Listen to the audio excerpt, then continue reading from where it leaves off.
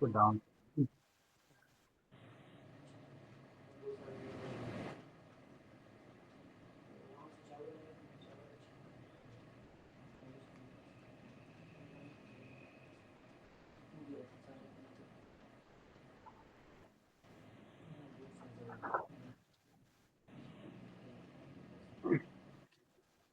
السلام علیکم ورحمۃ اللہ وبرکاتہ. اعوذ باللہ من الشیطان الرجیم. بسم اللہ الرحمن الرحیم.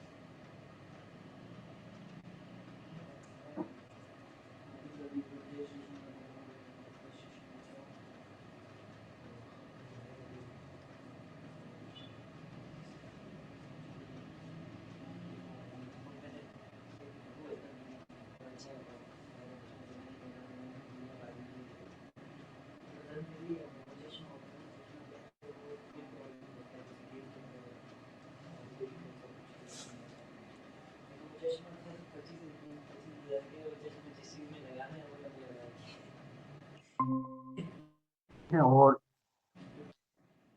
عالم اسلام ایک طرف اور دوسری طرف عالم کفر نے جو سازش کی اور جو منصوبہ بنایا عالم اسلام کے خلاف، یقیناً عالم کفر نے اپنی پوری قوت لگا کر سازشیں کر کے جو محاذ آرائی کی ہوئی ہیں. اور یقیناً آپ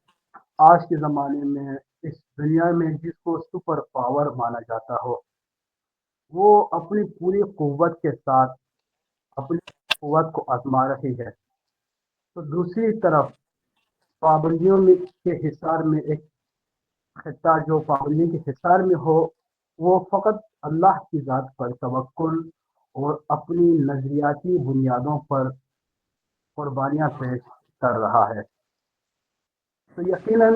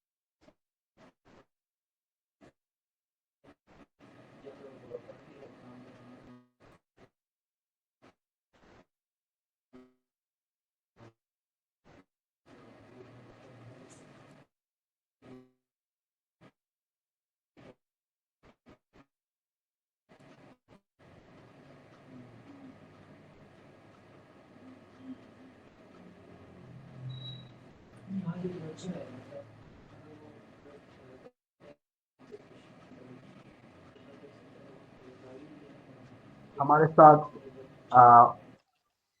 آن لائن خود قم مقدسہ سے ایران سے براہ راست ہمارے ساتھ اسلامک اسکالر جناب آ، آ، تصور جعفری صاحب تشریف رکھتے ہیں، جو کہ ہم اسلامک اسکالر بھی ہیں اور انتہائی دقیق نظر بھی رکھتے ہیں ان حالات حاضر کے اوپر، جو حالات اس وقت بنے ہیں اس پہ دقیق نظر بھی رکھتے ہیں، اور یقیناً بہت ہی جو ہے بجا تجزیہ بھی آپ کرتے ہیں۔ تو ہم آپ کو اس پروگرام کے اندر جو ہے خوش آمدید کہتے ہیں۔ آپ نے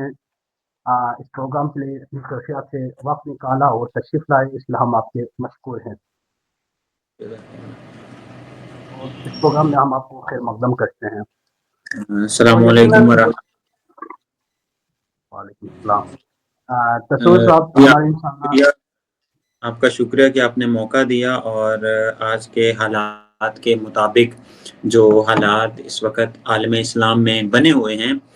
ان پر تھوڑی سی لبکشائی کی جائے، اور ایک طالب علمانہ تجزیہ کیا جائے تاکہ ہم حالات کو سمجھ سکیں اور اس کے مطابق ہم اپنی رستے کو، اپنے روح کو تعین کر سکیں، تاکہ جو آج کل جنگ نرم ہے، اس جنگ نرم میں ہم دشمن کے پروپیگنڈوں کا شکار نہ ہو سکیں۔ یقیناً آپ جیسے اسلامک اسکالر، آپ جیسے یقیناً دقیق نظر رکھنے والے تجزیہ نگار کی اس حوالے سے ایتھینٹک اور حقیقت پہ مبنی جو ہے انفارمیشن لوگوں تک پہنچا سکتے ہیں، لہٰذا ہم اس سے پہلے کہ ہم حالت حاضرت پہ باقاعدہ کچھ آپ سے سوالات کر سکیں، اگر آپ ایک طرف دیکھیں تو ایک طرف ایک عالمی طاقت یا جس کو پوری دنیا سپر طاقت مانتی ہو، ایک طرف وہ ہے، اور دوسری طرف جو ہے وہ ملک ہے جو کافی عرصے سے ایک پابندی کے حصار میں ہے۔ تو آپ اس کی کیا وجہ سمجھتے ہیں کہ ایک ملک جو یقیناً آپ کمپیریزن بھی جس ان دو کے درمیان آپ نہیں کر سکتے، کیونکہ وہ ایک جس کو دنیا سپر طاقت مانتی ہو، ایک طرف ایران ہے جو ایک عرصے سے حصار میں ہے، پابندیوں میں ہے، تو پھر بھی اس اتنی استقامت، اس کی کیا سرچشمہ ہے، اس کے پیچھے کیا لوجک ہے، یا وہ کون سی طاقت ہے جس کی وجہ سے یہ استقامت ایران دکھانے کے قادر ہے؟ جی، آپ نے بہت اچھا سوال کیا، اور یقیناً ایک سوال اٹھتا ہے ایک عام انسان کے ذہن میں بھی، کہ ایک طرف ہم دیکھیں سپر پاور ہے جس کے پاس دنیا کی ہر طرح کی انواع و اقسام کی ٹیکنالوجی ہے، لیکن دوسری طرف دیکھیں تو ہم ٹیکنالوجی کے حوالے سے کمپیئر کریں، موازنہ کریں، تو اس طریقے سے وہ ٹیکنالوجی کے میدان میں مقابلہ نہیں ہے ایران یو ایس اے کا یا اسرائیل کا، لیکن پھر بھی یہ قوم کہ جو اتنے دنوں سے مقاومت کر رہی ہے، اتنے دنوں سے میدان میں حاضر ہے، اتنے دنوں سے دشمن کا مقابلہ کر رہی ہے، تو اس کے پیچھے کون سی طاقت ہے، اس کے پیچھے کون سا وہ نسخہ ہے، اس کے پیچھے وہ کون سی ایسی جادو کی ہم کہہ لیں کہ چھڑی ہے کہ جس کو پکڑ کر، جس نسخے کو استعمال کر کے اور جس میتھڈ کو اپلائی کر کے یہ قوم سپر پاور کے سامنے کھڑی ہو گئی ہے، سیسا پلائی ہوئی دیوار۔ تو دیکھیں قرآن پاک فرقان حمید میں خداوند متعال یہ ارشاد فرماتا ہے، اور قرآن پاک کی آیات کا کلی ایک ہم نچوڑ نکالیں تو یہ نکلتا ہے کہ اگر خداوند متعال جب بھی کسی کمزور کی مدد کرنے کا فیصلہ کر لے، جب بھی کسی کمزور کی، میں قرآن کی اصطلاح کے مطابق جب بھی قرآن کسی مستضعف قوم کی مدد اور اس کی کمک کا ارادہ کر لے، تو پھر دنیا کی کوئی بھی سپر پاور اس کو ہلا نہیں سکتی، اس کو ہرا نہیں سکتی، اس کو زیر نہیں کر سکتی، بلکہ وہ سپر پاور خود زیر ہو جاتی ہے، وہ سپر پاور خود شکست سے دوچار ہوتی ہے۔ لیکن چونکہ کمزور کا ساتھ خدا دیتا ہے، تو اسی وجہ سے یہ قوم کیا ہے، ڈٹی ہوئی ہے، کھڑی ہوئی ہے۔ میں اس آیت سے استفادہ کروں گا کہ قرآن پاک کے اندر جو آیا ہے، کم من فیۃ قلیلۃ غلبت فیۃ کثیرۃ باذن اللہ، بہت ہی چھوٹی جماعتیں ہیں، بہت چھوٹی قلیل واقعہ، وقت ہوتا تو میں ضرور اس واقعے کو، طالوت اور جالوت کے واقعے کو بیان کرتا۔ ناظرین سے گزارش کروں گا کہ جو قرآنی واقعات ہیں یہ فقط انٹرٹینمنٹ کے لیے نہیں ہے، بلکہ ہمارے لیے درس کی حیثیت رکھتے ہیں۔ تو خداوند متعال فرماتا ہے کہ بہت ہی چھوٹی جماعتیں ہیں کہ جن کے پاس نہ ہتھیار تھے، جن کے پاس نہ لشکر تھا، جن کے پاس نہ ظاہری اسباب تھے، نہ ساز و سامان تھا، اور فقط کیا تھا؟ یہ سب کچھ نہیں تھا، لیکن ایمان تھا۔ اور ایمان جی کے طاقت نے، اللہ کے اوپر بھروسے نے کیا کیا؟ ان کو بڑی سے بڑی طاقت کے ساتھ لڑوا دیا، اور وہ بڑی طاقت کے اوپر غالب آ گئے۔ جس طرح اقبال نے بھی کہا ہے نا کہ خداوند متعال تو وہ قادر مطلق ہے، وہ وحدہ لا شریک ہے کہ جو ممولے کو شہباز سے لڑا دیتا ہے۔ فقط لڑاتا ہی نہیں ہے، بلکہ ممولے سے شہباز کی ایسی درگت بنواتا ہے، ایسی پٹائی لگواتا ہے کہ وہ طول تاریخ میں وہ عبرت کا نشان بن کے رہ جاتی ہے۔ تو یہ وہ ایمانی طاقت ہے، یہ وہ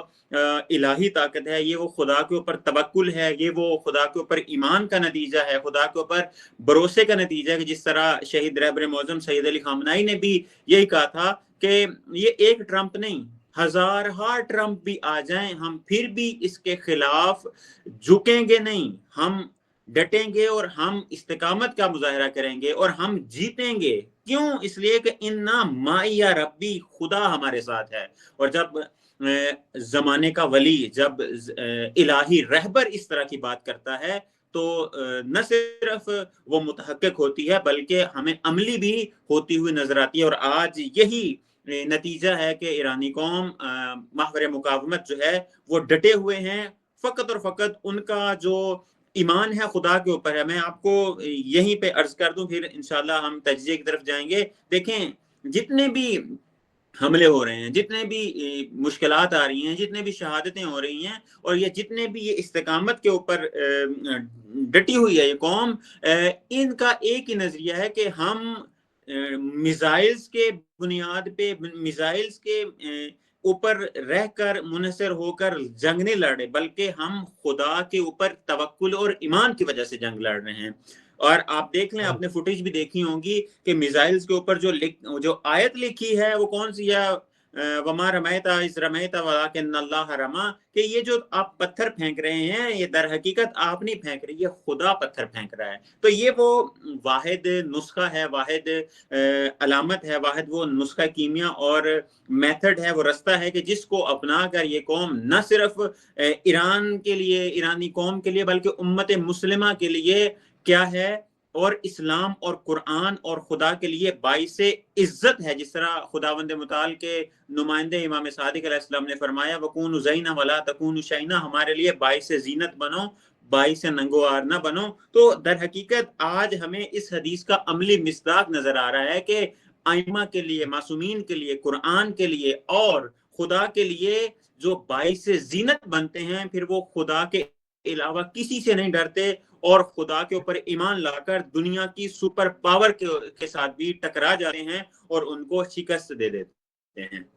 بے شک ایسے ہی ہے۔ یقیناً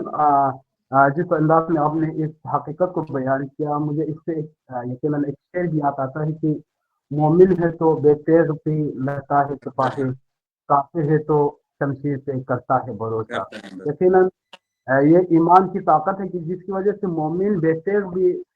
میدان میں جاتا ہے اور میدان فتح کر کے فتح یاب ہو کر واپس آتا ہے، اور کافر یقیناً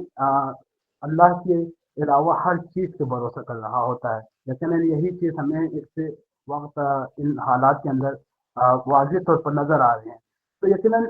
اللہ تبارک تعالیٰ نے فرمایا وَمَكَرُوا وَمَكَرَ اللَّهُ، جیسے انہوں نے مکر کیا، چالی چلائی، سازش کی، اور ایک منصوبہ اللہ نے کیا، تو اللہ کے ساتھ بہترین تدبیر کرنے والی ذات ہے۔ تو میرا آپ سے یہ سوال ہے، یقیناً ایک لمبی جنگ اب تک جاری ہے اور نہیں معلوم یہ جنگ کب تک جاری رہے گی۔ تو اتنے لمبے عرصے میں اب یہ جو عرصہ جنگ کا رہا، تو اگر آپ ایک اختصار کے ساتھ اگر یہ اس بات کو بیان کر سکیں، یہ امریکہ اسرائیل اس اول جنگ سے لے کے اب تک اور ابھی آگے کیا کیا چالیں وہ مکر کریں گے، یقیناً اللہ کی ذات بہتر جانتے ہیں، لیکن اول جنگ سے لے جس تھاٹ مائنڈ سیٹ اپ کے ساتھ وہ لوگ جنگ کا آغاز کیا، تو آغاز سے لے کے اب تک کون سی مکر یا کون سی چالیں انہوں نے چلائی، کیا پلاننگ کی، اگر آپ اس کو ایک دفعہ سے جو ہے مختصر بیان کر سکے تاکہ ہمیں معلوم ہے کہ دشمن کی کیا ذہنیت ہے اور کن مائنڈ سیٹ اپ کے ساتھ، کن چالوں کے ساتھ اس وقت جنگ کو لے کے بڑھ رہا ہے۔ دیکھیں ہم اختصار کے ساتھ میں نے ایک اور جگہ بھی اسی دوستان کے ساتھ گفتگو ہو رہی تھی تو اس میں اسی نقطے کو عرض کیا تھا کہ دیکھیں سب سے پہلے ہمیں یہ سمجھنا چاہیے کہ ایرانی سسٹم پولیٹیکل سسٹم کیا ہے اور American political system American lobby کیا ہے اور صہیونی پولیٹیکل سسٹم اور صہیونی لابی کیا ہے. ان سب کا جو روز اول سے یہ نعرہ رہا ہے یا یہ یوں کہوں کہ یہ شعار رہا ہے کہ یوں کہہ لوں کہ ان کی جو خباثت رہی ہے وہ اسلام کے خلاف ہے اور علی الاعلان انہوں نے آ کے یہ کہا ہے کہ ہم اسلام کو اس دنیا سے ختم کریں گے, ہم پوری دنیا سے اسلام اور مسلمانوں کا خاتمہ چاہتے ہیں. اور اسی چیز کو بنیاد بنا کر انہوں نے سب سے جو پہلا, جس طرح آپ نے کیا کہ اول دن سے اب ایک مہینے کے قریب ہونے والا ہے لیکن استقامت اپنے اوج کے اوپر ہے اور یہ قوم مقاومت کر رہی ہے, تو روز اول سے جو پہلا انہوں نے کارڈ کھیلا وہ یہ کہ ہم سپریم لیڈر کو شہید کر دیں گے, ٹاپ لیڈرشپ کو شہید کر دیں گے, 2 سے 3 دن میں حکومت گر جائے گی اور ہم کیا کریں گے پھر اس کے اوپر قبضہ کر لیں گے, اس ایران کے تیل کے اوپر قبضہ کر لیں گے, ایران کے معدنی ذخائر کے اوپر قبضہ کر لیں گے, ایران کے اندر جو ایٹمی اثاثے ہیں ان کو چوری کر لیں گے اور ہو بہو وینزویلا کی طرح کا ایک آپریشن کرنا چاہ رہے تھے. لیکن یہ پہلا ان کا پلاننگ تھی, یہ پلاننگ ناکام ہوئی. جیسے ہی شہید آیت اللہ سید علی خامنئی کو شہید کیا تو اس کے فوراً بعد ہی چند دنوں بعد ہی نئے سپریم لیڈر کا اعلان ہو گیا. اگرچہ آپ یہ دیکھیں مجلس خبرگان رہبری کے جو تہران کا آفس ہے یا قم کا آفس ہے اس کے اوپر اٹیک کیا باقاعدہ تاکہ کسی طریقے سے اس سازش کو یا کسی طریقے سے اس سلیکشن کو کسی طریقے سے اس رستے کو یا اس جسے میں یوں کہہ لوں کہ انتخاب کو روکا جائے, لیکن وہ اس میں بھی ناکام ہوئے. پھر انہوں نے یہ اعلان کیا کہ ہم تہران ایران کے اندر مظاہرات کرتے ہیں, وہ افراد کے جو ان کے پیٹ تھے ان کو انہوں نے تیار کیا کہ آپ کیا کریں, تہران کے اندر مسلح کارروائیاں کریں, امن کو برباد کریں, ناامنی کو پھیلائیں, خوف کو پھیلائیں اور ایران کی سڑکوں کو اپنے کنٹرول میں لیں. اس کا نتیجہ کیا ہوا, ایرانی قوم نے, ایرانی لیڈرشپ نے اس چیز کو دقت کے ساتھ دیکھا, اس یہ پلاننگ بھی ان کی فاش ہوئی, آؤٹ ہو گئی. تو ایرانی لیڈرشپ نے یہ فیصلہ کیا کہ جب تک ہم جنگ جیت نہیں جاتے, عوام سے اپیل ہے کہ ہر روز آپ کیا کریں, میدان میں حاضر ہوں. جس طرح رہبر معظم سید علی خامنئی شہید نے بھی بہت دفعہ یہ کہا کہ حضور در صحنے, اب میدان میں فقط آپ آ کے حاضر ہو جائیں گے تو یہ بہت بڑا تماچا ہے دشمن کے منہ کے اوپر کہ نہ صرف اس قوم کی, اس نظام کی جو ٹاپ لیڈرشپ ہے وہ بھی اس نظام کے ساتھ ہے بلکہ عوام بھی اس نظام کے ساتھ ہے. اب دیکھ لیں 30 دن سے زیادہ کا عرصہ ہو چکا ہے, یہ عوام روڈوں کے اوپر, ابھی جو میں آپ سے بات کر رہا ہوں ابھی بھی قم کے اندر 10 سے 15 جگہوں پہ عوام حکومت کی حمایت میں, عوام رہبر کے ساتھ بیعت کے لیے نکلی ہوئی ہے اور ان کے لبوں پہ ایک ہی شعار ہے کہ ہم ذلت تسلیم نہیں کریں گے, ہم ذلت کے ساتھ رہنا پسند نہیں کریں گے. اگر ہمارے لیڈر نے عزت والی موت کو اختیار کیا ہے تو فرق نہیں کرتا کہ ہمارے لیے تو ایک جان ہے بلکہ ہم 1000 جانیں بھی اگر ہمیں خداوند متعال دے تو ہم وہ بھی عزت کے ساتھ اپنے لیڈر کے اوپر فدا کرنے کے لیے تیار ہیں. تیسرا جو ان کا حربہ تھا, یہ بھی دوسرا حربہ بھی ناکام ہوا. تیسرا حربہ یہ تھا کہ پروپیگنڈا وار سٹارٹ کی جائے, یعنی سافٹ وار کی جائے. کس طریقے سے کہ پھیلایا جائے کہ ایرانی مذاکرات کر رہے ہیں, ایرانی یہ کر رہے ہیں, ایرانی اس طریقے سے مان گئے ہیں کہ جنگ بندی کے اوپر مان گئے ہیں. لیکن اس مرحلے میں بھی ایرانی قوم استقامت کے ساتھ کھڑی رہی اور دفاع کے ساتھ کھڑی رہی اور ایرانیوں نے ثابت کیا کہ ہم اس دفعہ مذاکرات نہیں کریں گے بلکہ ہم جنگ کریں گے, اگرچہ ہمارے سر کٹ جائیں لیکن ہم جھکیں گے نہیں اور مذاکرات نہیں کریں گے. یہ حربہ بھی ان کا ناکام ہوا. اس کے بعد انہوں نے فضائی حملے شروع کیے خوف و ہراس پھیلانے کے لیے, لیکن آپ نے یقیناً وہ فوٹیج دیکھی ہوں گی کہ تہران کے اندر حکومت کی حمایت میں نئے رہبر کے ہاتھ پہ بیعت کرنے کے لیے لوگ جمع ہیں اور اوپر سے حملہ ہو رہا ہے. تو لیکن اس وقت بھی عوام نے یہ نہیں کہا کہ ہم بھاگ جائیں، بلکہ عوام نے اللہ اکبر کا نعرہ لگا کے یہ بتا دیا کہ ہمارا ایمان، ہمارا توکل، ہمارا بھروسہ خدا کے اوپر ہے۔ اگلا جو ان کا کارڈ ہے وہ انہوں نے، میں آگے چل کے اس کی طرف بھی اشارہ کروں گا، اگلا کارڈ یہ کہ اب زمینی فوج کے ذریعے سے یہ کیا کرنا چاہ رہے ہیں، ایران کی عوام کو ڈرانا چاہ رہے ہیں، لیکن ان کو یہ معلوم نہیں کہ زمینی تجربہ جنگ کا ایران کے پاس 8 سال کے ساتھ کا ہے، اور اس مارکے میں بھی یہ نامراد ہوں گے، ناکام ہوں گے، اور خلیج فارس نہیں رہے گا، پھر خلیج فارس پھر امریکیوں کا قبرستان بنے گا۔ کیسے انشاءاللہ بالکل۔ لیکن یہاں پہ میں آپ سے ایک ضرور سوال پوچھنا چاہوں گا، ضمنی آپ کو سوال مانیے گا انشاءاللہ، اس کے بعد میں دوسرے سوال کی طرف بڑھوں گا کہ جیسے آپ نے کہا کہ دشمن کی یہ سوچ تھی، یا انہوں نے یہ پلاننگ کی ہوئی تھی کہ رہبر شہید سے حملہ کیا جائے گا اور رہبر شہید کو شہید کر دیا جائے گا، تو اس کے بعد یہ قوم ٹوٹ جائے گی۔ جیسے کہ آپ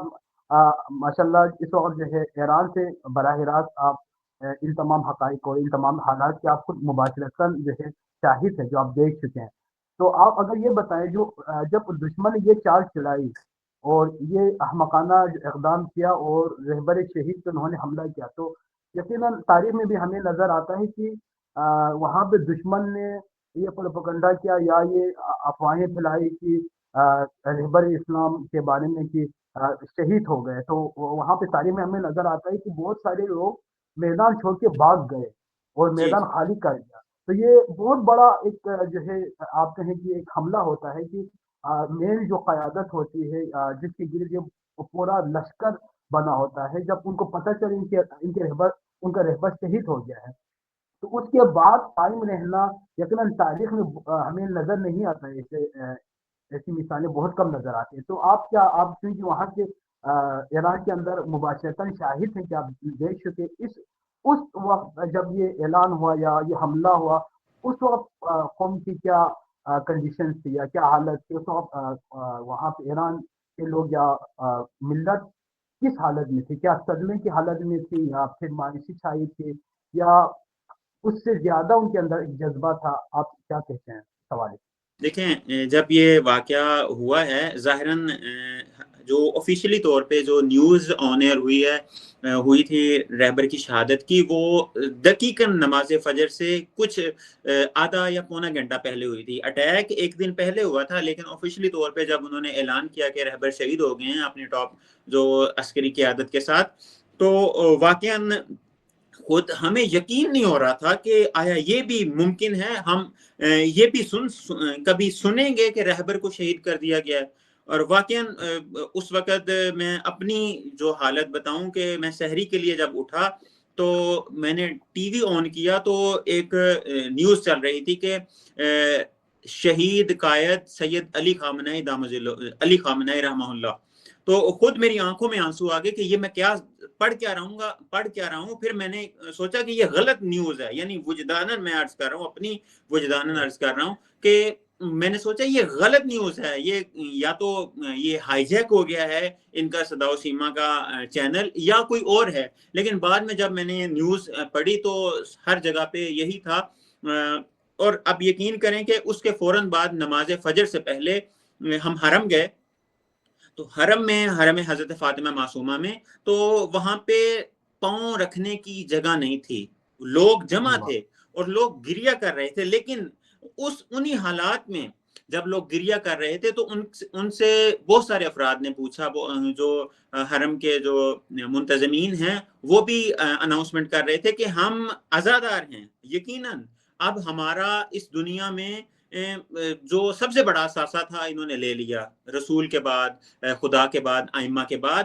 ہم عزادار ہیں۔ لیکن ہم یہ عہد کرتے ہیں کہ جب تک اپنے رہبر کا بدلہ نہ لے لیں ہم سکون سے نہیں بیٹھیں گے۔ ہم عزاداری اب ابھی بھی دیکھ لیں، آپ کسی بھی ایرانی سے جا کے پوچھ لیں تو وہ یہ کہے گا کہ ہم عزاداری ابھی ہم نے نہیں کی، ہم ابھی عزادار نہیں ہیں، ابھی ہم انتقام لینے کے حق میں ہیں۔ جب ہم پورا انتقام لے لیں گے تو پھر ہم اپنے رہبر کے لیے آنسو بہائیں گے۔ ابھی ہمارے آنسو اگر نکلے بھی ہیں تو ہم ان آنسوؤں کو اپنے لیے قوت بنائیں گے اور قوت بنا کر دشمن کو یہ پیغام دیں گے کہ ہم متحد ہیں اور ہم اکٹھے ہیں، ہم کسی بھی صورت میں دشمن ہمیں توڑ نہیں سکتا۔ اور میں نے پہلے بھی عرض کیا کہ جیسے ہی پہلا جو پیغام رہبر معظم سید مجتبیٰ علی خامنہئی کا ہوا تو انہوں نے پہلا نقطہ یہی کہا کہ ملت کو چاہیے کہ اتحاد اور وحدت کو قائم رکھے۔ یہ میں نقطہ جی آپ کے توسط سے ناظرین کی سماعتوں کی نظر کر رہا ہوں کہ دیکھیں ایران کا جو سسٹم ہے، خود امام خمینی سے کسی نے پوچھا کہ آپ کے بعد کیا ہوگا تو انہوں نے کہا کہ دیکھیں ہمارا تکیہ افراد کے اوپر نہیں ہے، ہم افراد کو بنیاد بنا کر یہ اسلامی حکومت قائم نہیں کر رہے، بلکہ ہم خدا کو بنیاد بنا کر، امام زمانہ کو بنیاد بنا کر یہ اسلامی حکومت قائم کر رہے ہیں۔ اگرچہ میں نہیں ہوں لیکن یہ نظام رہے گا، مجھ سے بہتر کوئی آئے گا اور وہ اس کو ادارہ کرے گا، ہو سکتا ہے کہ وہ بھی چلا جائے تو اس سے بھی بہتر چونکہ یہ نظام الہی نظام ہے، اس کا محافظ خدا ہے، اس کے محافظ انسان نہیں ہے۔ اور خود رہبر معظم نے بارہا اس چیز کو بیان کیا اپنی زندگی میں، اپنی تقاریر میں کہ دیکھیں یہ جو نظام ولایت فقیہ ہے، نظام امامت ہے، نظام جمہوریہ اسلامی ہے، اس کا تعلق افراد سے نہیں ہے، یعنی یوں نہیں ہے کہ افراد کے جانے سے نظام ختم ہو جائے گا، افراد کے جانے سے یہ سسٹم ختم ہو جائے گا، بلکہ یہ افراد آتے ہیں، اپنی ذمہ داری کو پورا کرتے ہیں اور چلے جاتے ہیں۔ اب نئے افراد آئیں گے، اپنی ذمہ داری کو پورا کریں گے، ہو سکتا ہے وہ بھی چلے جائیں، لیکن نظام اپنی جگہ پہ پابرجا ہے، نظام اپنی جگہ پہ قائم و دائم ہے۔ اور مہم نقطہ جو رہبر معظم نے، جو آیت اللہ مجتبیٰ خامنہئی نے بھی عرض کیا اور ہمیں رہبر معظم شہید سید علی خامنہئی کی زندگی اور ان کے بیانات میں ملتا ہے کہ امت اور عوام کو اتحاد و وحدت اور انسجام کی تاکید کی ہے کہ آپ اپنے نظام سے وفادار رہیں۔ جب آپ نظام سے وفادار رہیں گے تو دنیا کی کوئی بھی سپر پاور، یہ تو ایک ٹرمپو اور پیلا خنزیر ہے، 1000 ٹرمپ بھی آ جائیں تو آپ کا بال بھی بیگا نہیں کر سکتے۔ اس کی وجہ یہ ہے کہ آپ کا تکیہ، عوام کا تکیہ نظام کے اوپر ہے، اور نظام الہی بنیادوں پہ کھڑا ہے، مہدوی بنیادوں پہ کھڑا ہے، نہ کہ کسی شخص یا شخصیت کے اوپر۔ آپ دیکھ لیں اوائل انقلاب میں پوری شہید بشتی جو کیبنٹ کے سرکردہ سربراہ تھے، اپنی کیبنٹ کے سمیت کیا ہو گئے، شہید کر دیے گئے۔ کیا نظام ختم ہو گیا؟ امام خمینی کا وصال ہوا، کیا نظام ختم ہو گیا؟ بہت سارے مثلا شہید قاسم سلیمانی کو شہید کر دیا، کیا نظام ختم ہو گیا؟ اور بہت بڑے 3 دفعہ ٹاپ لیڈرشپ کو شہید کر دیا، کیا نظام ختم ہو گیا؟ نہ، نظام اپنی جگہ پہ پابرجا ہے،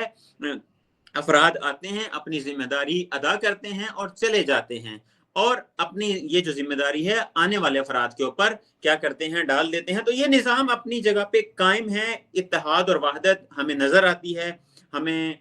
ہر ایک ایرانی جو ایران کے اندر ہے، یا ہر وہ شخص کے جو نظام جمہوریہ اسلامی سے محبت کرتا ہے، نظام ولایت فقیہ سے محبت کرتا ہے، جب بھی ہم اس سے گفتگو کرتے ہیں تو یہ کہتے ہیں کہ خدا کا جو نظام ہے وہ افراد کے اوپر موقوف نہیں ہے، خدا کا نظام الہیات کے اوپر موقوف ہے۔ خدا ہر اس کا نظام کا محافظ ہے کہ جس کی بنیاد میں الہیات ہو، توحید ہو اور الہی اصول ہوں، قرآنی اصول ہوں۔ تو یہ ہمیں کسی بھی جگہ پہ نظر نہیں آتا، مایوسی کسی نظر نہیں آتی ہمیں کسی جگہ پر، کوئی جسے کہہ لیں کہ یاس اور امیدی نظر آئے، ہمیں امید نظر آئی ہے، ہمیں یقین ہے کہ لوگوں کے لیے وہ دن دور ہے، لیکن انہم یرون نراہ قریبا، ہم یہ دعا مانگتے ہیں کہ وہ دن دور نہیں کہ جب ہم کیا کریں گے، اپنے حقیقی وارث نظام کا دیدار کریں گے، اور اس نظام کی جو باغ دوڑ ہے اس کے ان کے ہاتھ میں ہوگی۔ یقیناً جس طرح آپ نے اس حوالے سے بیان کیا، اس سے یہی نظر آتا ہے کہ پوری قوم، پوری ملت ایران اس وقت منسجم ہے اور پر امید ہے اور انتقام کا جذبہ رکھتا ہے، اپنے رہبر شہید کے خون کو رائگان ہونے نہیں دینے کا ان کا پورا عزم آپ کی گفتگو سے ہمیں لگتا ہے کہ وہ پورا عزم ہے کہ وہ رہبر شہید کے خون کا بدلہ لے اور دشمن کو اتنی آسانی سے جو ہے یقیناً جو ہے وہ اب واپسی کا راستہ یقیناً ملت ایران نہیں دے گی۔ تو یقیناً اب یہ جنگ جتنے عرصے لمبے عرصے سے یہ چل رہی اور ملت ایران ٹوٹنے کا بھی جو ہے یقیناً جس طرح آپ بیان کریں گے، یہ قوم اب ٹوٹے گی بھی نہیں، یہ قوم اب بکھرے بھی نہیں اور منسجم ہے۔ تو اگر آپ یہ بتا سکیں اس کا مطلب یہ ہم سمجھ سکتے ہیں کہ مذاکرات کا کوئی یعنی مشکل ہے کہ مذاکرات کی طرف یہ جنگ جائے. اگر بالفرض اگر مذاکرات کی طرف اگر یہ ایران اگر قبول بھی کرتا ہے ایران مذاکرات کو، تو کن شرائط کا ایران جو ہے مذاکرات کی طرف جا سکتا ہے؟ اگر جو ہے مذاکرات کی طرف یہ جنگ اگر رخ کرے تو ایران کن شرائط کے جو ہے مذاکرات کر سکتا ہے؟ جیسے آپ بتا رہے ہیں اس حساب سے یقیناً مذاکرات کی طرف ان کی شاید ان کا کوئی ارادہ نہ ہو، لیکن اگر بالفرض مذاکرات کی طرف جہاں رخ کرتی ہے تو کن شرائط سے مذاکرات ہوتے ہیں؟ دیکھیں، آپ نے اچھا سوال کیا ہے کہ ظاہر ہے ہر لڑائی، ہر جنگ اور ہر جھگڑا کہیں نہ کہیں کبھی نہ کبھی وہ ختم ہوتا ہے، اور وہ اس کے اوپر منطقی انجام تک پہنچتا ہے. تو یہ جو آپ نے سوال کیا کہ مذاکرات ہوں گے تو کن شرائط کے اوپر ہوں گے، آیا ایرانی قوم مذاکرات کے لیے تیار ہے؟ تو سب سے پہلے میں یہ عرض کر دوں کہ ایرانیوں کی طرف سے یہ مطلقاً پوری جو ٹاپ آفیشل کی طرف سے یہ عمل اعلان ہے کہ اس دفعہ ہم مذاکرات نہیں کریں گے. ہاں کہ جو ایران کے بارے میں یہ ہے کہ ایرانی مذاکرات کر رہے ہیں، آج بھی اگر آپ ٹرمپ کے بدبخت کے وہ دیکھیں تو اس میں آپ کو یہی نظر آئے گا کہ ہم ایرانی نئی لیڈرشپ سے مذاکرات کر رہے ہیں، مذاکرات کامیاب ہوں گے اور یہ ہوگا وہ ہوگا. تو یہ غلط ہے، مذاکرات نہیں ہوں گے. ایرانیوں نے اول دن سے کہہ دیا کہ ہم نے پہلے مذاکرات کی. آپ نے مذاکرات کے درمیان کیا کیا؟ ایران کے اوپر حملہ کیا. پھر آپ جنگ کی، آپ نے ٹاپ لیڈرشپ کو شہید کیا، آپ نے پھر کہا جی ہم مذاکرات سنجیدہ ہیں. مذاکرات کی طرف دوبارہ ایرانی قوم آئی اور منطقی انجام تک پہنچنے والے تھے کہ انہوں نے دوبارہ اٹیک کر دیا. تو اس صورت میں جب ابھی صورتحال ہے، ابھی یہ مذاکرات نہیں ہوں گے اور انہوں نے کہہ دیا کہ ہم مذاکرات نہیں کریں گے. ہاں ایک صورت بن سکتی ہے کہ مذاکرات کے لیے خود ان کے جو وزیر ہیں آغا عباس عراقچی صاحب، انہوں نے کہا ہے کہ ہم امن چاہتے ہیں، لیکن امن وہ والا امن نہیں چاہتے کہ جس میں امریکہ اور اسرائیل ہمارے اوپر وہ امن پھونسیں، بلکہ امن وہ چاہتے ہیں کہ ہم اگلے 100 سال کے لیے کیا ہیں، اپنی قوم کے لیے، اپنے ملک کے لیے یہ مشخص کریں گے کہ کم از کم اگلے 100 سال تک جنگ نہیں ہوگی. اور ایک انہوں نے سوال کیا کہ ٹھیک ہے آپ کے ظاہر ہے آپ کی شرائط ہوں گی تو ان شرائط کو آپ بیان کریں. تو چند ایک شرائط ہیں، میں مہم اس میں سے عرض کر دیتا ہوں کہ سب سے پہلی شرط یہ ہے، انہوں نے ایرانی قوم کی طرف سے آفیشیلی طور پہ جو ہمیں اسٹیٹمنٹ نظر آتی ہے نیوز چینلز کے اندر، ایرانی نیوز چینلز کے اندر، اور پہلی شرط یہ ہے کہ فارس کا علاقہ ہے، سارے عربی ممالک ہیں، ان میں جتنے بھی امریکن بیسز ہیں ان کو ختم کیا جائے، امریکی کو نکالا جائے، جتنے امریکی مڈل ایسٹ کے اندر ملک میں کی ہے وہ ساری ختم ہو اور امریکہ اپنا اس طرح بند کرے اور یہاں سے ہو. پہلی شرط یہ ہے. دوسری شرط، ہم ایک اور شرط جو ہم اس کو کہہ سکتے ہیں وہ یہ ہے کہ ایک تو یہ، دوسرا یہ ہے کہ جتنا بھی جو جنگی نقصان ہوا ہے، جنگی ہرجانہ جس کو ہم کہتے ہیں، یعنی وہ اموال جو عمومی ہیں، وہ اموال جو لوگوں کے ہیں یا وہ اموال کے جو گورنمنٹس کے ہیں، ان کو ہٹ کیا ہے، نقصان ہوا ہے، جانی ہو یا مالی ہو، ہم ایک ایک پائی جب تک وصول نہیں کر لیں گے تب تک ہم جنگ بندی نہیں کریں گے. اور یہ تو رہبر معظم آیت اللہ سید مجتبی علی خامنئی نے بھی یہ کہا کہ ہم اپنے ایک ایک، حتیٰ وہ 3 دن کے بچے کی جو شہید ہوا ہے اس کا بھی ہم جب تک ہزینہ نہیں لیں گے تب تک ہم جنگ بند نہیں کریں گے. اگر آپ ہزینہ دیں گے ٹھیک ہے تو ٹھیک ہے، اگر ہزینہ نہیں دیں گے ہم تب تک آپ کے اوپر حملہ آور ہوتے رہیں گے جب تک آپ ہزینہ نہیں دیں گے. اگر آپ اس پوزیشن میں نہیں ہیں کہ آپ ہزینہ دے سکیں، ہرجانہ دے سکیں، معاوضہ دے سکیں، تو ہم اتنی بمباری کریں گے کہ جب تک ہمیں یقین نہیں ہو جاتا کہ ابھی ہمارا نقصان پورا ہو گیا ہے تب تک ہم نہیں رکیں گے. ایک اگلا جو شرط ہے وہ یہ کہ یہ جو ابنۂ ہرمز ہے، ہرمز کے جو گزرگاہ ہے ایران کے نے جس کو کنٹرول کیا ہوا ہے، اس کے اوپر اب نیا قانون بنے گا. وہ قانون یہ ہوگا کہ ایران اب فری میں کچھ بھی نہیں دے گا. ایران آپ جو بھی جہاز گزرے گا اس سے ٹیکس لے گا۔ اگلی جو شرط ہے وہ میں مختصراً کر رہا ہوں، شرط یہ ہے کہ ایرانیوں نے کہا کہ وہ افراد کے جو ایران کے خلاف غلطے ہیں میڈیا ایران کے اندر ان کے خلاف اور آخری میں عرض کروں گا مختصراً کہ ہر وہ مقاومت گروہ کے جو ایران کے ساتھ ہے، وہ چاہے یمنی ہو، یمن میں ہو، چاہے حزب اللہ کی شکل میں ہو، چاہے حشد الشعبی کی شکل میں ہو، چاہے کتائب حزب اللہ کی شکل میں ہو، چاہے ایران کے اندر جو ایرانیوں کے ساتھ مل کے محور مقاومت کے ساتھ ہیں، اور مہم نقطہ فلسطین کے اندر یہ جو بربریت ہے ان گروہوں کے اوپر ختم کی جائے اور یہاں سے اسرائیل کو مکمل طور پہ باہر کیا جائے اور فلسطینیوں کا حق دیا جائے۔ یہ وہ شرائط ہیں اور یہ مکمل طور پہ امن قائم کیا جائے۔ وہ شرائط ہیں جن شرائط کی بنیاد پر ایران آمادہ ہے مذاکرات کیا، اگر یہ شرائط پوری ہو جائیں گی تو آٹومیٹکلی امن قائم ہو جائے گا اور ایران جنگ بند کر دے گا۔ لیکن میں اس نقطے کو میں آپ کے لیے، آپ کے ناظرین کے لیے عرض کر دوں کہ جب تک ان میں سے کوئی ایک شرط بھی متحقق نہیں ہوگی، یعنی 5 سے 6 شرطیں ہیں، 5 متحقق ہوگی ہیں، ایک متحقق نہیں ہوگی، تب تک جنگ بند نہیں ہوگی۔ اور جنگ بند اس وقت ہوگی جب ساری پوری ہوں گی، جب ساری پوری ہو جائیں گی تو جنگ بند ہو جائے گی۔ اس کے علاوہ جنگ بندی کا کوئی اور رستہ نہیں ہے۔ یہ وہ شرائط ہیں کہ جن کی بنیاد پر ہم کہہ سکتے ہیں کہ ایران آمادہ ہے کس کے لیے؟ جنگ بندی کے لیے۔ میں جی ابھی میں اسی سے حوالے سے جس انداز میں آپ نے شرائط کو کے حوالے سے ہم نے بتایا، اس میں ہمیں یہی نظر آتا ہے کہ ایران بہت عزت کے ساتھ جو ہے آگے بڑھ رہا ہے اور ایک طاقت بن کر سامنے آ رہی ہے۔ تو دیکھیں میں آپ کی بات کاٹوں، میں آپ کے توسط سے آپ کے ناظرین کو بتا دوں، جتنے بھی انٹرنیشنل تجزیہ نگار ہیں، مصری ہوں، اسرائیلی ہوں، امریکن ہوں، یا وہ لندن سے تعلق رکھتے ہیں، وہ کہ جو انٹرنیشنلی میڈیا کے اوپر ان کا نام ہے، یا کچھ ایسے افراد کے جو پاکستان کے اندر معتدل وہ تجزیہ نگار ہیں، ان کے بقول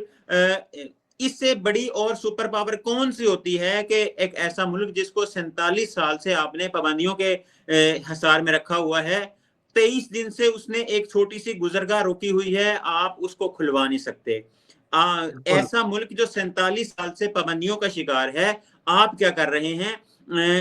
ہر ایک ملک سے مدد مانگ رہے ہیں، لیکن اس ملک کو لوگ مدد کے لیے تیار ہیں، لیکن وہ کہہ رہا کہ ہم خود کفیل ہیں، ہم اپنے پاؤں پہ خود کھڑے ہیں، ہم اپنا دفاع کرنا جانتے ہیں۔ اور یہ متفقہ اعلان ہے کہ ایران سپر پاور بن چکا ہے، ایران سپر پاور بن چکا ہے۔ ایک پوچھنا چاہ رہا تھا کہ ایران اب اس قابل ہوا ہے کہ وہ شرائط جو ہے دے رہے ان شرائط کی بنیاد پر، یعنی کہ اپنا موقف واضح انداز میں آپ رکھنے پہ قادر ہے۔ ایران نے اپنی حیثیت اس قدر جو ہے بڑھائی ہے۔ تو ایک تو یہ ایران جو ہے اسلام کا ایک چہرہ ہے، تو دوسری طرف ہمیں جو اسلام کا ایک چہرہ ایران ہے، جس سے یقیناً ہر دیکھنے والے کو، ہر جاننے والے کو ایک فخر ہوتا ہے اسلام کو، ایران کو دیکھ کے۔ لیکن دوسری طرف ہم دیکھتے ہیں تو جو ہے آل سعود یا سعودی عرب بھی اسلام کا ایک چہرہ ہے، یقیناً وہ بھی اسلام بہت بڑا رول ہے۔ تو کتنی شرم کی بات ہے کہ بن سلمان کے لیے، اور جو ریسنٹلی جو ہے ڈونلڈ ٹرمپ کی طرف سے جو بیان سامنے آیا، اس سوال سے آپ کیا کہتے ہیں کہ یقیناً چاہیے شرم کی بات نہیں کہ اس طرح سے اتنے حلقے میں لے کے اور اس طرح سے بے عزتی اور ایک طرح سے بدتمیزی، دوسری طرف سے جو ہے آپ کہیں کی ترویج کرنے تک کی بات، اور اس کے ساتھ ساتھ ذلیل کرنا چاہیے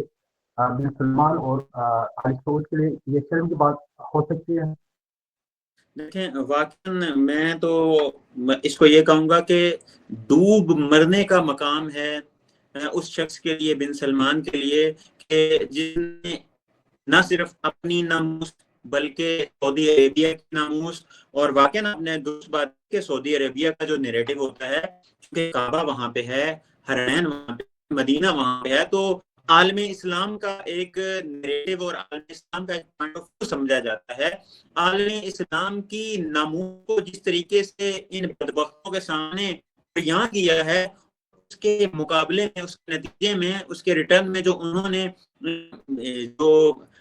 حد کے حرمت کی ہے اور انہوں نے جو بے عزتی کی ہے، واقعا الفاظ نہیں ہیں، یعنی شریعت اور قرآن اور اسلام اجازت نہیں دیتا جو الفاظ ٹرمپ بدبخت نے بن سلمان کے لیے استعمال کیے ہیں۔ واقعا بن سلمان کے لیے ڈوب مرنے کا مقام ہے کہ کس طریقے سے انہوں نے اپنی ناموس، ملک کی اقتصاد، ملک کی اکانومی، سب کچھ ان کے ہاتھوں پہ رکھ دیا، اور ان کے نزدیک ان کی کیا حیثیت ہے یہ آپ بہتر جانتے ہیں۔ میں یہاں پہ ایک نقطے کی طرف اشارہ کرتا چلوں گا کہ دیکھیں ہمیں بہت سارے افراد، بہت سارے یہ کہتے ہیں کہ ایران نے سعودی عربیہ کے اوپر حملہ کیا، یہ حملہ حرمین شریفین کے اوپر حملہ ہے۔ دیکھیں ایران نے امریکن بیسس کے اوپر حملہ کیا ہے، سعودی عربیہ کے اوپر حملہ نہیں کیا۔ اگر کوئی یہ کہے کہ جی سعودی عربیہ کے اندر امریکن بیسس کے اوپر حملہ، سعودی عربیہ کے اوپر حملہ ہے، تو اس سے بڑھ کے ہم یہ کہیں گے کہ حج کے دوران جو رمی جمرات ہوتی ہے، حج کے دوران وہ شیطان کو کنکر مارتے ہیں، تو پھر نعوذ باللہ یہ بھی کیا ہے، سعودی عربیہ کی وہ اس کے اوپر حملہ ہے، چونکہ اس کے اندر، حج کے اندر رمی جمرات ہوتی ہے، شیطان کو پتھر مارے جاتے ہیں۔ اور اس سے بڑھ کے تاریخ کا مطالعہ کریں تو آپ کو نظر آئے گا کہ مولا علی علیہ السلام نے کعبہ کے اندر، اور کعبہ کی جو چار دیواری تھی اس کے اندر بتوں کو توڑا ہے۔ تو اگر ہم یہ سمجھیں کہ سعودی عربیہ کے اوپر حملہ یعنی حرمین کے اوپر حملہ ہے، اور حرمین کی جو عزت ہے اور ناموس ہے اس کے اوپر حرف آتا ہے، تو پھر ہمیں نعوذ باللہ مولا علی علیہ السلام کے بارے میں بھی کچھ سوچنا پڑے گا، جبکہ ہر ایک تاریخ نگاہ چاہے وہ جس بھی مکتب فکر سے تعلق رکھتا ہو کہتے ہیں علی نے جو بت شکنی کی ہے اس کے نتیجے میں کعبہ کو طاہر کیا ہے، کعبہ کو پاک کیا ہے، یعنی کعبہ کو سجدے کے قابل بنایا ہے۔ تو اسی طریقے سے آج بھی علی کی اولاد علی کیا کر رہی ہے، کعبہ کو عبادت کے لائق بنا رہی ہے۔ اس دور میں علی تھا، آج دستے علی ہے، آج فرزندان علی ہیں کہ جو کعبہ کو پاک کر رہے ہیں، طاہر کر رہے ہیں ان نجس افراد سے، ان کے نجس منصوبوں کے ذریعے سے، ان کے نجس آئیڈیالوجی کے ذریعے سے، اور ان کے ناپاک منصوبوں کے ذریعے سے۔ تو یہ کہنا کہ یہ کعبہ کے اوپر حملہ ہے یہ غلط ہے۔ اور دوسرا جو آپ نے سوال کیا، واقعا شرم کا مقام ہے اور سوچنا چاہیے اب امریکن کے سامنے اس طرح اپنے آپ کو، اپنی عزت کو عریان کرنے کے بعد اور اس طرح یہ بیان سننے کے بعد سوچنا چاہیے اس بن سلمان کو، آل سعود کو، کہ اب ہمارا مستقبل کیا ہے، ہم آیا اس کے بعد وقت سکتے ہیں یا نہیں چل سکتے۔ یقیناً اگر اس کے اندر یہ جیسے بن سلمان اگر تھوڑی بھی اگر شرم واقع ہے تو یقیناً اس کو اس حوالے سے شرم کرنی چاہیے جتنی اس کی بے عزتی یا ذلت ہوئی ہے۔ تو میں بس آپ آخر میں بہت اختصار کے ساتھ آپ اگر آپ اس کو اینڈنگ میسج کے طور پر یا اینڈنگ پیغام کے طور پر اگر آپ لے کر اگر جواب دے سکے، اگر آپ بتا سکیں ان حالات میں، جنگی جو حالات اب بنے ہوئے ہیں، ان حالات میں جو مظلومین ہیں، یا خصوصاً اگر اسپیسیفکلی اگر آپ دیکھیں تو ایران، ملت ایران یا جو بھی مظلومین ہیں، ان کی مدد کا کیا کیسے جو بھی کرنا ہے تو کیسے مدد ہو سکتی ہے؟ دیکھیں بہت اچھا سوال، بہت اچھا سوال آپ نے کیا۔ میں اس سوال کے جواب کے لیے مختصر میں عرض کروں گا۔ دیکھیں ابھی چونکہ جنگ ایران، اسرائیل اور امریکہ کے درمیان ہے، تو ابھی سب ایران کے اوپر، اسرائیل اور امریکہ کے اوپر لگی ہوئی ہیں۔ ایران خبروں کا مرکز بنا ہوا ہے۔ اس کے ساتھ ساتھ اگر ہم دیکھیں غزہ اور فلسطین کو بھی ہم نہ بھولیں، چونکہ وہاں پہ بھی ظلم جاری ہے، وہاں پہ بھی لوگ شہید ہو رہے ہیں، وہاں پہ بھی اسرائیل حملے کر رہا ہے، تو ہمیں ان کو بھی یاد رکھنا چاہیے۔ اور جس طرح آپ نے سوال کیا کہ ہم ظاہر ہے جنگی حالات ہیں، جنگی حالات میں مشکلات ہوتی ہیں، جنگی حالات میں نقصان ہوتا ہے، جنگی حالات میں بہت ساری ضرورت ہوتی ہے، جنگی حالات میں ہمیں اپنے بھائیوں کو نہیں بھولنا چاہیے، ہم جس حد تک ہو سکتا ہے اپنی مدد ان تک پہنچائیں. اگر ہم زبان سے کیا مدد کر سکتے ہیں حق کو بیان کرنے میں مدد کریں ان کی. اگر ہم اپنے مال سے ان تک اپنی مدد پہنچا سکتے ہیں تو ان کو مالی حوالے سے ہم کیا کریں, ان کی مدد کریں. جس حد تک ہو سکتا ہے ابھی امت اسلامیہ کو چاہیے کہ مل کر ایران کی, اسرائیل کے خلاف اور امریکہ کے خلاف کھل کر حمایت کرے اور ان کی مدد بھی کرے, تاکہ یہ جو نجاست کے جرثومے ہیں, یہ جو ظلم کے مصداق ہیں, ظلم مطلق رہے ہیں, ان کا خاتمہ ہو اور ہم اس ظہور کو دیکھیں کہ جس کے بعد دنیا نے عدل کو دیکھنا ہے, جس کے بعد دنیا میں ایک فاضلہ دیکھا. تو آخر میں یہی کروں گا کہ جس ہو سکتا ہے ہم ان کی مدد کریں اور جس طریقے سے ہم مدد کر سکتے ہیں. واقعی اس وقت چونکہ مسلمان کا آئینہ ہوتا ہے, مسلمان کا بھائی ہوتا ہے, اس وقت فرقہ واری کی فضا سے اس وقت شیعہ سنی کی فضا نکل کر, اس وقت اس بحث سے نکل کر کے ایران تو شیعہ ہے اور وہ ہم سنی ہے تو ہم ان کی مدد نہیں کرتے نہ. اس وقت اگر آپ مسلمان کو بھی اسلام کو بھی چھوڑ دیں, اسلام میں انسان رہتے ہیں تو انسانیت کی ناطے, اسلام کے ناطے, ایمان کے ناطے فرقہ واریت کو ہوا دینے کی بجائے اٹھیں اور اپنے ایرانی بھائیوں کی مدد کریں. اس وقت وہ ہماری مدد کے منتظر ہیں. ہم اگر انہوں نے اعلان نہیں کیا کہ ہمیں مدد کی ضرورت ہے, لیکن ہمارا ایمانی اور دینی فریضہ ہوتا ہے کہ ہم کیا کریں, ان کی ہر جس حد تک ہو سکتا ہے ہم ان کی مدد کریں, تاکہ جبہہ اسلام, تاکہ مجاہدین اسلام, تاکہ یہ جو مجاہدین محاذ کے اوپر لڑ رہے ہیں ان کی ہر حوالے سے مدد ہو سکے اور ان کو حوصلہ ملے کہ نہ صرف ایوان کے ساتھ ہے, پوری امت مسلمہ ان کے ساتھ ہے. اور وہ دور نہیں انشاءاللہ کہ جب اسرائیل کا وجود اس دنیا کے نقشے سے ختم ہوگا اور امریکہ کو بری طریقے سے شکست ہوگی اور اسلام کا بول بالا ہوگا. چونکہ خود ایرانی یہ کہہ چکے ہیں کہ ہم ایران کی جنگ نہیں لڑ رہے بلکہ ہم امت اسلامیہ اور اسلام کی جنگ لڑ رہے ہیں. اگر انشاءاللہ جیت ہمیں نصیب ہوتی ہے, خدا کی حاصل ہے اور خدا کے اوپر ایمان اور توکل کے ساتھ انہوں نے گرفتار کیا ہے, تو ہم اس جیت کو مسلمہ کے نام کریں گے. تو ہمیں بھی چاہیے ہم بھی ہر حوالے سے مظلومین کی مدد کریں جس حد تک ہو سکتا ہے, مجاہدین کی مدد کریں جس حد تک ہو سکتا ہے, تاکہ کل روز قیامت ہمیں شرمندگی کا سامنا نہ کرنا پڑے. انشاءاللہ اللہ ہم سب کو یہ حالت میں توفیق دے کہ ہم مظلومین کے ساتھ کھڑے ہونے کے ساتھ ہر دل امکان اپنی مدد بھی پہنچا سکتے, اور یہ مدد پہنچانا بھی خود کے ہی برابر ہو سکتا ہے, آپ اس کے جواب دیں. لیکن ہم جو جس جگہ پہ ایگزسٹ کرتا ہے اسی کے مطابق مدد کرنا ہماری فریضہ بھی ہے. اور ہم ایک دفعہ آپ کا دوبارہ شکر گزار ہیں کہ آپ نے وقت نکال کے حکم مقدس ہے کہ ہمیں جوائن کیا اور انتہائی ڈیٹیلس میں اور انتہائی وضاحت کے ساتھ ان تمام پہلو پہ ہمارے ساتھ شریک رہے. اور انشاءاللہ ہم آپ سے انشاءاللہ استفادہ کرتے رہیں گے اور ایران کے حالات کے حوالے سے آپ سے انشاءاللہ جانتے رہیں گے, اور ہمارے اپنے عزیز تک دیکھنے والوں سے یہ حالات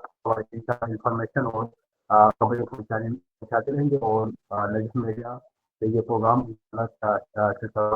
جاری رہے گا. السلام علیکم ورحمۃ اللہ وبرکاتہ.